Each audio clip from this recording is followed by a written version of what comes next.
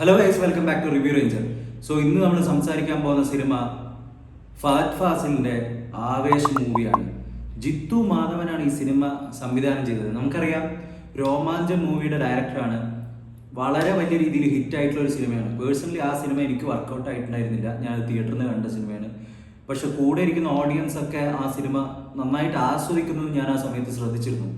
പക്ഷേ നമ്മൾ ആ രോമാഞ്ചം സിനിമ നോക്കുകയാണെങ്കിൽ വരെ അതിൻ്റെ ഒരു സബ്ജക്റ്റിലൂടെയൊക്കെയാണ് എനിക്ക് താല്പര്യം അധികം തോന്നാണ്ടിരുന്നത്. കാരണം അത് ആ ഒരൊറ്റൊരു സിമ്പിൾ സബ്ജക്റ്റിൻ്റെ ഒരു കഥ എടുത്ത് ഇങ്ങനെ നീട്ടിയതായിരുന്നു എനിക്കൊരു വിരുപ്തി തോന്നിയൊരു കാരണം. പക്ഷെ അതിൻ്റെ മേക്കിംഗ് വളരെ നന്നായിരുന്നു അന്ന് തന്നെ. പക്ഷെ പുള്ളി എന്നെ കൊണ്ട് കൈയടിപ്പിച്ചു എന്ന് വേണം പറയാൻ വേണ്ടിയിട്ട്. ഈ സിനിമ ആവേശം എന്ന് പറയുന്ന ഈ സിനിമ out and out entertainer. Even IMDbയിൽ ഈ സിനിമയുടെ സിനോപ്സിസ് വായിച്ചിട്ടാണ് ഞാൻ പോയത്. അപ്പോൾ അത് വായിച്ചപ്പോൾ ഒരു സാധാരണ ഒരു സിനിമയായിരിക്കും, അത്രയൊന്നും ഞാൻ എക്സ്പെക്ട് ചെയ്തിട്ടില്ല, ഒന്നും എക്സ്പെക്ട് ചെയ്തിട്ടുണ്ടായില്ല. പക്ഷെ ഇതുപോലുള്ള ഒരു എൻ്റർടൈനർ അടുത്ത കാലത്തൊന്നും കണ്ടിട്ടില്ല എന്ന് വേണം പറയാൻ വേണ്ടിയിട്ട്.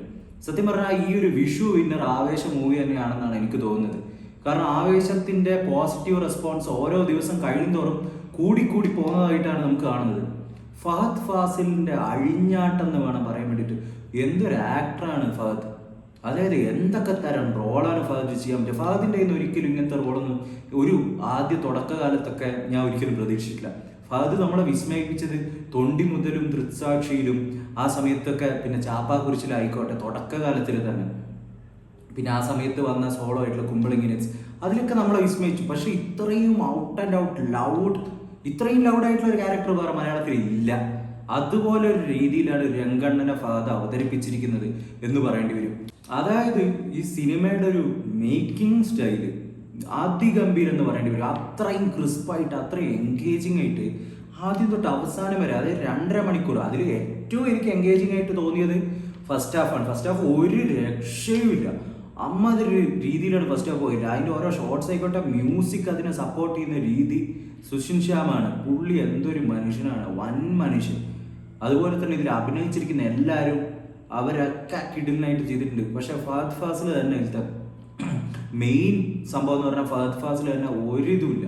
ആ രീതിയിലാണ് ഈ ക്യാരക്ടർ ഇതാക്കി വെച്ചിരിക്കുന്നത്. അത് ഇത്രയും ലൗഡായിട്ടുള്ള ഒരു സംഭവം, ഇത്രയും ലൗഡായിട്ടുള്ള ഒരു ക്യാരക്ടർ. അതായത് സാധാരണ മനുഷ്യരുടെ, നമ്മളെ പോലുള്ള സാധാരണ മനുഷ്യരുടെ ജീവിതത്തിൽ ചിലപ്പോൾ പക്ഷെ ഒരിക്കലും നമ്മൾ കണ്ടുമുട്ടാൻ ഇടയില്ലാത്ത സാഹചര്യങ്ങളിലൂടെ സഞ്ചരിക്കുന്ന ഒരു മനുഷ്യൻ. അങ്ങനെ ഒരു മനുഷ്യനെ ഇമോഷണലി പ്രേക്ഷകനുമായിട്ട് കണക്ട് ചെയ്യാൻ സാധിച്ചിട്ടുണ്ടെങ്കിൽ അത് ആ സംവിധായകൻ്റെയും സ്ക്രിപ്റ്റ് റൈറ്ററിൻ്റെയും ഏറ്റവും വലിയ വിജയമാണെന്ന് പറയേണ്ടി വരും. അമ്മാതിരി രീതിയിൽ ആ ലാസ്റ്റ്, നമുക്കറിയാം, സിനിമ കണ്ടവർക്ക് അറിയാം, ലാസ്റ്റ് സീൻസിലൊക്കെ നമുക്കുണ്ടാവുന്ന ഒരു ചെറിയൊരു കണക്റ്റ്, അതൊരു വലിയ കണക്റ്റാണ് സത്യം പറഞ്ഞാൽ. ഇങ്ങനത്തെ ഒരു സിനിമയിൽ ഒരു ഇമോഷണൽ ലോക്ക് ഉണ്ടാക്കാൻ പറ്റിയിട്ടുണ്ടെങ്കിൽ അത് തന്നെ വലിയൊരു സംഭവം. ഫൈറ്റ്സ് ആയിക്കോട്ടെ, ഇവിടെ പേര് കേട്ട് വാഴ്ത്തിയ സിനിമകളുണ്ട് ഫൈറ്റ്സിൻ്റെ കാര്യത്തിൽ. RDX ഒന്നുമില്ല. എനിക്ക് ഇത്രയും ബോറടിച്ചൊരു സിനിമ തിയേറ്ററിൽ നിന്ന് കണ്ട സമയത്ത് ഉണ്ടായിട്ടില്ല. അത്രയും എനിക്ക് ഫൈറ്റ്സ് ആയിക്കോട്ടെ, അയ്യോ ഹൈഡ് ചെയ്തിട്ടുള്ള ഫൈറ്റ്സ്, ക്യാമറ മൂവ്മെന്റ്സ് വെച്ച് നമുക്ക് ട്രിക്ക് ചെയ്തിട്ട് കുറേ ഫൈറ്റ് മൂവ്മെന്റ്സ് നമുക്ക് ഹൈഡ് ചെയ്ത് ചെയ്യാൻ പറ്റും. പക്ഷെ ഇതിൽ സിമ്പിളായിട്ട് വന്നിട്ട് എമ്മാതിരി രീതിയിൽ, അതും നോർമലായിട്ടില്ല. സിനിമയത്തെ വലിയ പേര് കേട്ട ഹീറോസ് ഒന്നുമല്ല, സാധാരണ ആൾക്കാർ ആ സിനിമയിൽ അഭിനയിക്കുന്ന പുതിയ പുതിയ ആക്ടേഴ്സ് വന്ന് ചെയ്തിരിക്കുന്ന ഫൈറ്റ്, അത് എടുക്കാൻ അറിയുന്ന ആൾ മര്യാദയ്ക്കുള്ള സ്റ്റണ്ട് മാസ്റ്റേഴ്സിനെ വെച്ച് ചെയ്യുമ്പോൾ ഇതുപോലെ ഉണ്ടായിരിക്കും. അതുപോലെ സംസാരിക്കാൻ പറ്റാത്തൊരു മനുഷ്യനുണ്ട് ഇതിൽ ഈ സിനിമയിൽ. ആ പുള്ളി ചെയ്തിരിക്കുന്ന രീതിയൊക്കെ, പുള്ളിക്ക് എനിക്ക് തോന്നുന്നു പ്രൊഫഷണലി ട്രെയിൻഡ് കരാട്ടെ അറിയുന്ന ആളാണെന്നാണ് തോന്നുന്നത്, മാർഷൽ ആർട്സിൻ്റെ. അതിലൊരു ഫൈറ്റിംഗ് സ്റ്റൈലും കാര്യങ്ങളൊക്കെ കാണുമ്പോൾ ഇവൻ ഫഹദിൻ്റെ തന്നെ ഭയങ്കര നന്നായിട്ട്, എത്ര ഔട്ട് ഓഫ് ദ ബോക്സ് ആയിട്ട് രംഗണ്ണൻ പ്രവർത്തിച്ചാലും അതൊക്കെ ഈ സിനിമയിൽ കൺവിൻസിങ് ആണ്. കാരണം അതാണ് ഈ സിനിമയുടെ സ്റ്റൈല്.